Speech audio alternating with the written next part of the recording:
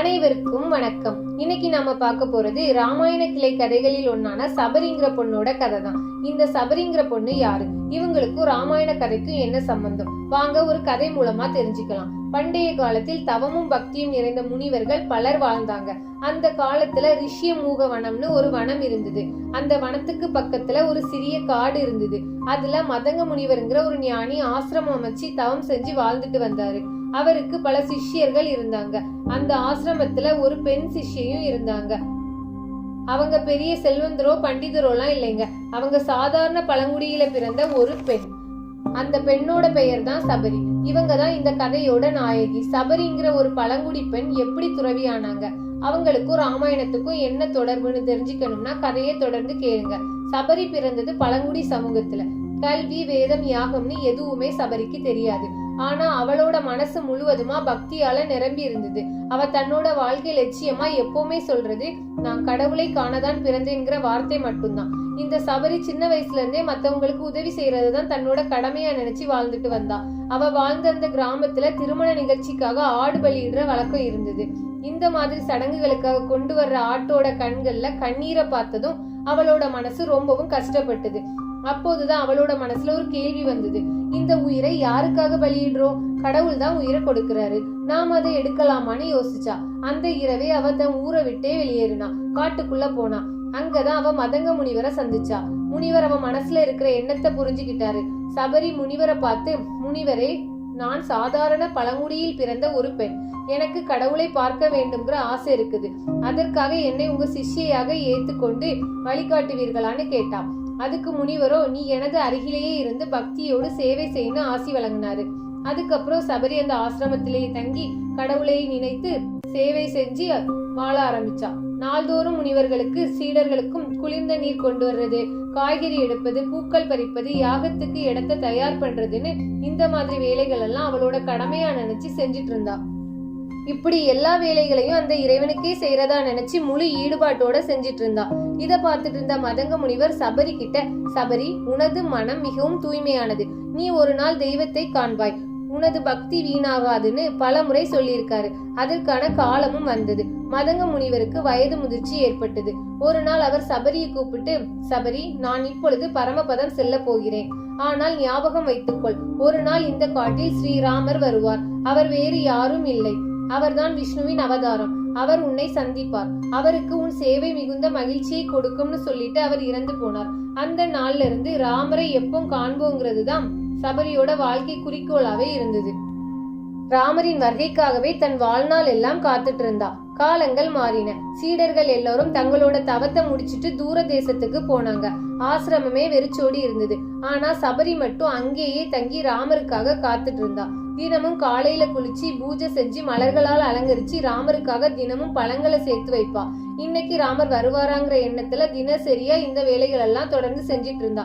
இன்னைக்கு வரல, அப்போது நாளைக்கு வருவார்னு நம்பிக்கையோட காத்துட்டு இருந்தா. கடவுளுக்காக காத்திருந்த காத்திருப்புல வருஷங்கள் போனது கூட தெரியாம பக்தி வழிபாடுல தன்னோட நாட்களை கழிச்சா.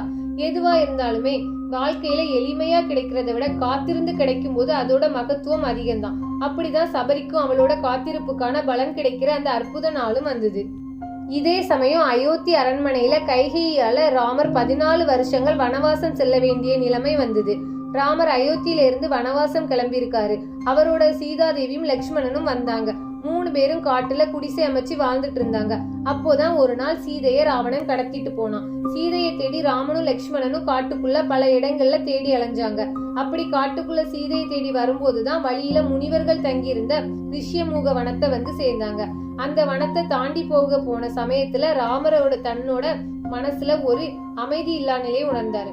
அப்போது ராமர் லக்ஷ்மணனை பார்த்து, என்னோட பக்தை நீண்ட நாட்களாக என்னை நினைத்து எனக்காக பக்தியோடு பல வருஷங்களா காத்துட்டு இருக்கா. அவளை காணாமல் என்னால் இந்த வனத்தை விட்டு செல்ல முடியாதுன்னு சொன்னாரு. ராமரோட வருகையை அறியாத சபரி வழக்கம் போல தன்னோட தினசரி வேலைகள் எல்லாம் செஞ்சிட்டு இருந்தா.